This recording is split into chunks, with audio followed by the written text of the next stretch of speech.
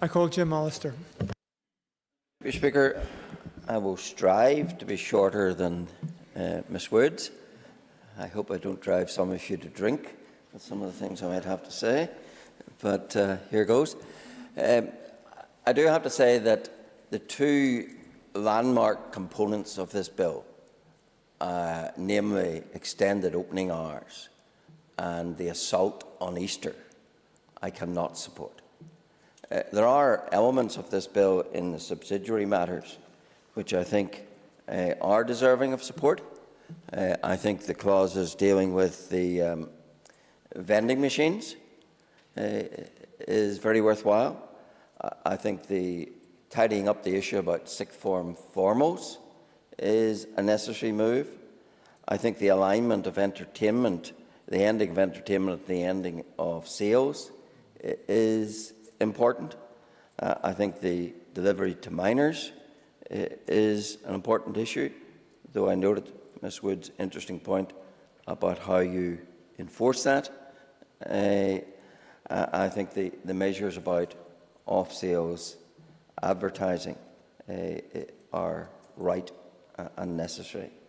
I have a lot of sympathy with the campaign of the local breweries who undoubtedly are being squeezed from the monopoly that exists in the mainstream liquor industry. And I can well understand their resentment and desire for change in that regard.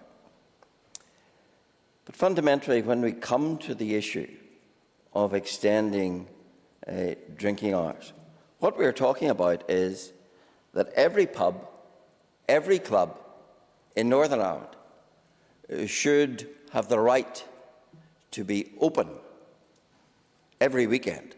That's when it's most likely to be, but certainly 104 times a year. The right to be open to 3 o'clock in the morning. And then we tell ourselves that we're in the business of dealing with alcohol abuse, that this is a bill which will help tackle alcohol abuse. Really? Let's consider the impact of alcohol in our society. Of course, anyone, everyone has the absolute right to indulge in alcohol. I'm not a prohibitionist or anything like it, but I do think that we need to deal with the realities. I don't know of those who have taken part in this debate how many took time over the summer to read the Northern Ireland audit report on addiction services in Northern Ireland. I don't know if the Minister has read it, but it's a chilling read. There's a page in it which sets out the key facts. It's worth reminding ourselves what some of the key facts about addiction on alcohol are in respect of Northern Ireland. The estimated cost, according to the Controller and Auditor General, of alcohol misuse every year in Northern Ireland is up to £900 million. Almost £1 billion. More, much more, than the budget of many departments. Much more than the budget of many arm's-length bodies. Much more than the budget of many agencies. Almost £1 billion. This report also tells us that every day, not occasionally, every day, 200 hospital beds, on average, are occupied by those getting treatment for substance abuse, of which other figures show alcohol is the biggest component, being generally 2/3 of all those receiving treatment for substance abuse. 2 200 beds. We've heard in the COVID crisis of the great pressure on our beds in our hospital system. And now we discover that 200 of those diminishing beds are necessary for addiction abuse treatments. I simply want to ask the question, by extending liquor hours to 3 in the morning, do we think we're helping that?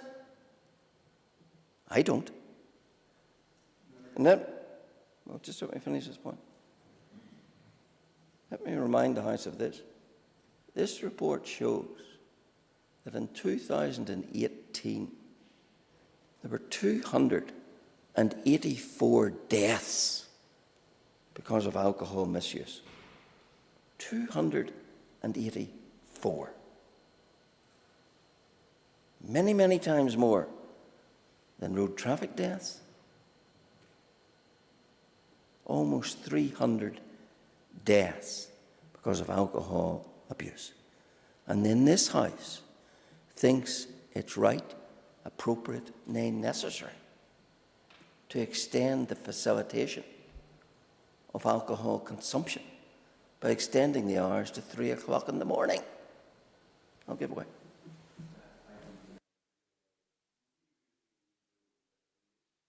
You have an issue with alcohol misuse, and he's right, it's an extraordinarily important issue. It's an issue that afflicts the society and many others. But would he accept that in relation to extended opening hours, people who have problems with chronic alcohol are more likely to go home if they're even drinking in pubs in the first place, which is questionable, and the NIAO report doesn't talk about it in detail and doesn't specifically link it to pub opening hours, that they're not likely to be stopped by a pub opening to 3 a.m. Unfortunately, the tragic truth is that opening hours in a pub won't stop them. They'll go home and they'll drink to 4 or 5 and God knows what hour in the morning in their own house, facilitated, I'm afraid, by the extremely cheap cost of drink in supermarkets. The member's point is not devoid of truth, but the logic of the member's point is that therefore you shouldn't have any closing times. If people are going to go home to drink, then why not 4 o'clock in the morning? Why not 5 o'clock in the morning? Why not 24 hours? It's an absurd proposition that we weaken our licensing hours because people nonetheless would still drink at home. An utterly absurd proposition. But it doesn't just impact on health, it impacts on crime. It was a very interesting study by Stockholm University. I'd recommend it to the committee. The Norwegian Institute of Public Health conducted a survey across the experience of 18 cities in Norway of the impact of extending opening hours. And it found that for every hour you extend the opening hours, you increase by 16%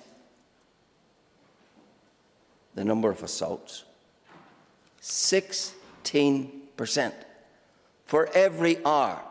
Now, if that study is right, what this House is being invited to do is to create the circumstances where in drink we will increase the number of assaults by 16%.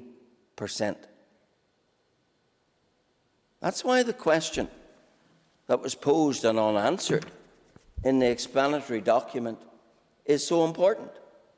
Because the PSNI is very clear. They haven't yet given the well, we don't know if they haven't yet given the figures, because the Minister wouldn't take an intervention. I'll take one now if she wants to tell us if they have given us the figures. And maybe when I give you the figure, we can go back to the bill. So in relation to your question, the PSNI haven't given figures, and I would expect them to give figures. And as soon as I get any of those figures, I will share them with yourself and the rest of the Assembly, because I think it's an important point. Riposte to that is, why are we having this debate today if we haven't got those figures? If the PSNI is saying to the Northern Ireland Assembly, at paragraph 27, the PSNI advised there would be an impact on its shift system and therefore expected overall a major impact on resourcing, both from a financial and staffing point of view. But they can't yet give the figures. Why are we debating this until we have those figures? Where's the sincerity in taking those figures on board if we're already going to have agreed in principle to the very bill that gives rise to that financial bill? I think it was a gross dereliction of duty to bring this second stage debate before we knew what the costs in terms of the public purse through the PSNI was going to be. Because as they pointed out, it's the extra administration costs, it's the extra overtime costs, it's the extra cost of needing additional personnel to deal with people spilling onto the streets at 3 o'clock in the morning. And yet, here we are, about to endorse that very proposition of allowing people to drink in every club, every pub, up and down this country, every weekend, till 3 in the morning, knowing it will impose extra costs, but seemingly not caring enough about those costs to even delay this debate till we know what they were. I do think that we are rushing our fences on this without those figures. Of course, it's not just, as the Norwegian study shows, the impact in violence. And I can tell you, I spent a career at the other bar. I represented many young men who did some very foolish things, who would never have done those foolish things, who would never have done those violent things, who would never have done those shameful things, but for the fact they were under the influence of alcohol. Many, many times, offences committed as they poured out of the public houses at the end of an extended licence. Many lives wrecked, not just by the over-imbibing of alcohol, but by the behaviour that gave rise to it. And we know from the Northern Ireland Statistical Survey that 53% of domestic abuse assaults come from individuals under the influence of alcohol. It's not just a rough and tumble out on the street when people with too much drink just want to fight.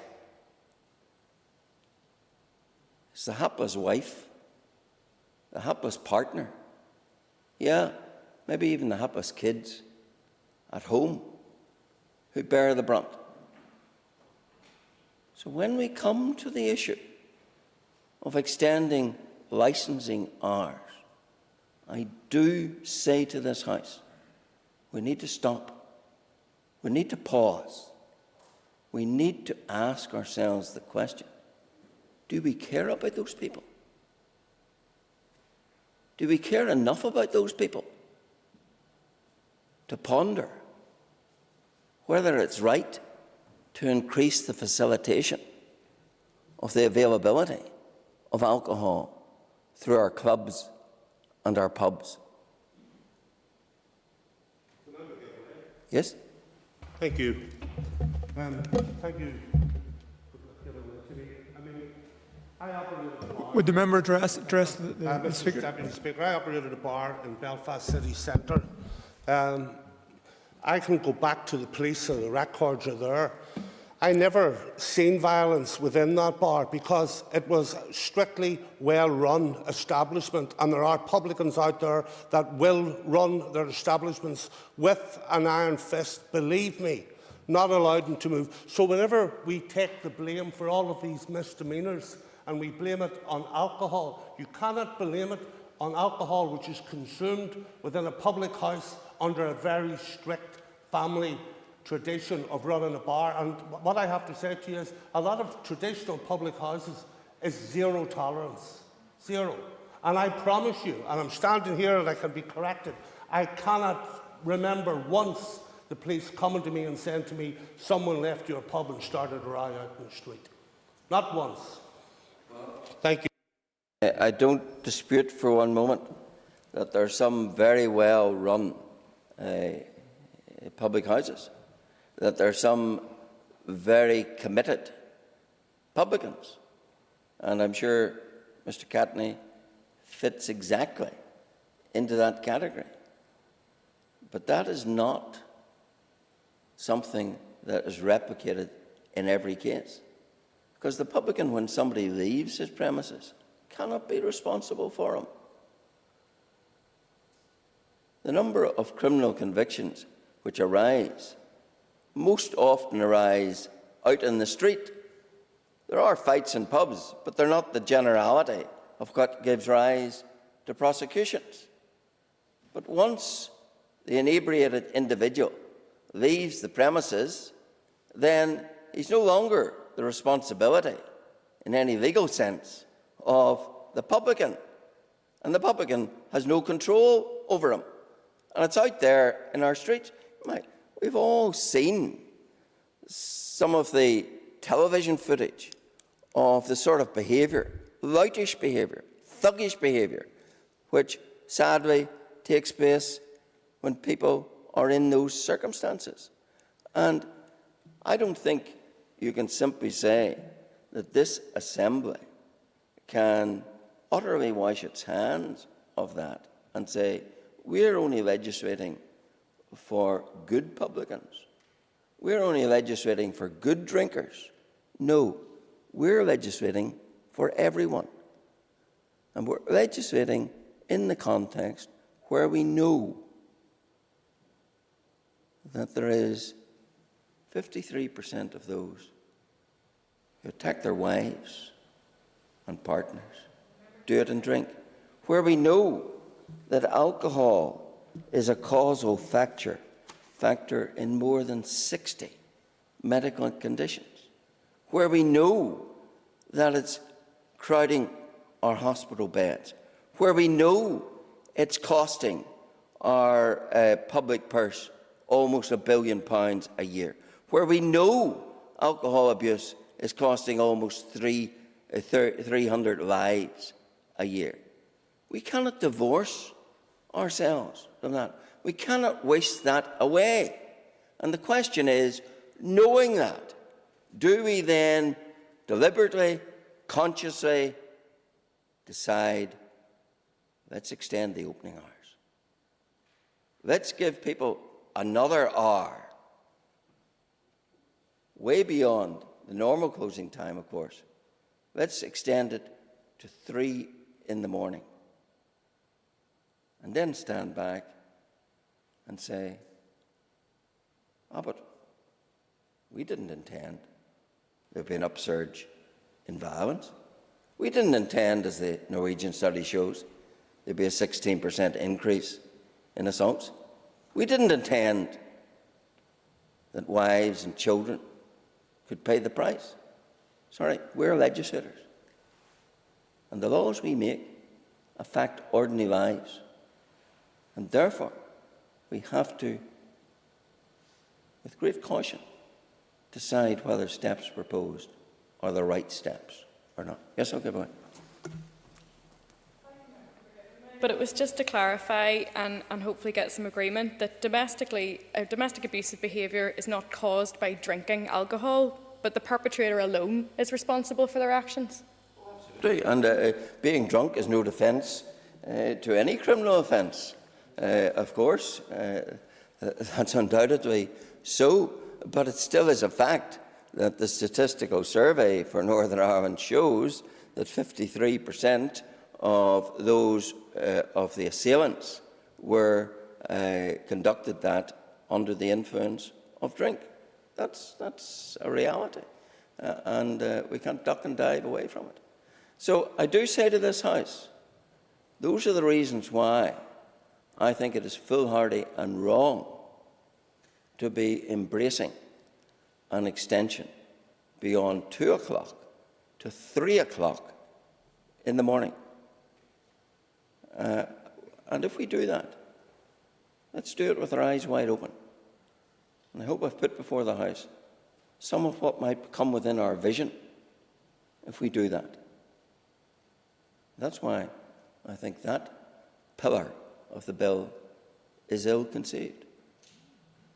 I also have to say to the House that I'm not supportive of the assault on Easter. Easter, to many people, is very important. Why?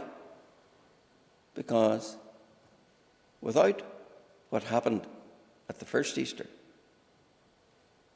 there is no Christian faith. There is no Christianity. It's the death, burial, and resurrection of Jesus Christ that is celebrated at Easter. Without the first Easter, there is no Christian faith.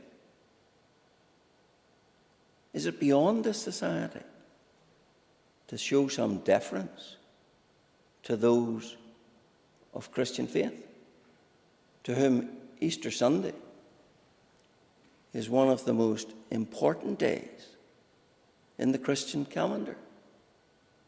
Is it really beyond this House to say, no, we can show no deference to that?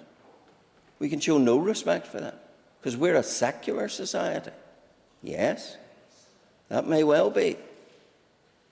But we're still a society where, at least in a token fashion, and to many much more than that, we aspire to be a Christian society. So why is it that we have to liquidate that last vestige of respect for that? Okay, well. It's very important that we know that the pubs only close at 5 o'clock on Good Friday till 11 o'clock. They're opened on Saturday and they're opened on Holy Sunday. So there's just a small closure. I don't know what the new legislation is saying, but at the moment they close at 5 o'clock till 11 and they're opened on Saturdays and Sundays at the moment. Our pubs presently close at 5. Are presently open at 5, from 5 to 11, etc. They open at 5 o'clock on Good Friday. They're totally closed on Easter Sunday.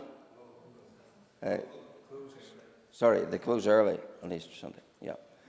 They originally were, you're right, originally they were totally closed.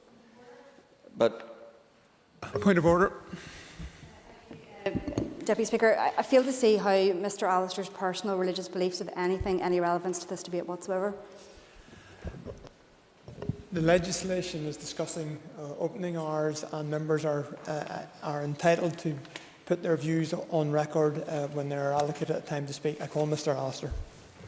Yeah, I think Clause 1 could not be clearer.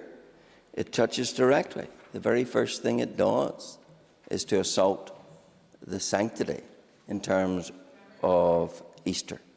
It's the very first thing it does. It's not a matter of whatever my religious beliefs are. It's the fact that historically this society has respected Easter, and it has respected it for the reasons I've articulated. And I do have to say, if you respect the holiday that is Easter, then you should respect the cause. I don't hear anyone saying, we don't want to have a Easter holiday. We don't want to have a Christmas holiday. Both of them rooted in matters pertinent in the most dramatic fashion to Christianity. The birth of Christ, the death and the resurrection of Christ. That's why we've got Christmas holidays and Easter holidays. Now, if you expect Christmas holidays and Easter holidays, then why can you not respect the cause of those holidays? We still do that in respect of Christmas Day and our licensing. But there's this great surge and urge to disrespect matters in respect of Easter Sunday. And I think that is holy rhetoric. Yes, sir. I thank the member for giving way again, but does the member not agree with me that if people don't want to have a drink on Good Friday at lunchtime, then they don't have to have one? And there is nothing contained in this legislation that removes anyone's Christian beliefs from being adhered to and respected over the Easter weekend by those who want and need to. I'm not disputing that. I'm not saying there's any compulsion. I'm simply pointing out that for historical reasons, Easter, like Christmas, has been respected in our Christian society as days apart, and days apart for the reasons I've explained. What this legislation wants to do is to liquidate any respect of that sort, and that is why I regard it as an assault on something that is dear and precious in terms of Easter Day to many Christians. Of course, people can live and will live as they please. But why is it that you cannot one day give a token of respect to the cause and the reason that gives rise to the holiday that's called Easter? That is the point. And that is the point that this bill disrespects. That is why, both in respect of the extension of ours and in the assault on Easter, I do not find those two twin essential pillars of this bill acceptable. And if there are others to aid me, I will divide the House on this issue, because I think it is important of principle, and I wait to see if there are others. If there aren't, then I can't. But I'm giving notice that if I can, I will, because I think it's important that that stand is taken. Yes, I'm about to finish. Member, we're forgiven way. But would the member agree with me, or the member regard bars opening on Christmas Day that currently happen an assault on the Christmas holidays? But this, forms a huge part of Christmas celebrations for communities. I think all those things amount to that. My goodness, there's 363 other days of the year to do whatever one wants to do. But it comes back to this. If we are a society which respects our Christian heritage and our Christian history and the continuing presence within our midst of many who call themselves Christian, then is it really too much to ask that you should leave some vestige of respect for the key days? If it's too much, then pass this bill. And that's, I expect, what this House will do. Thank you. I call Jerry Carroll. Thanks, Mr. Deputy Speaker. I'm sure many will share my feeling that it is strange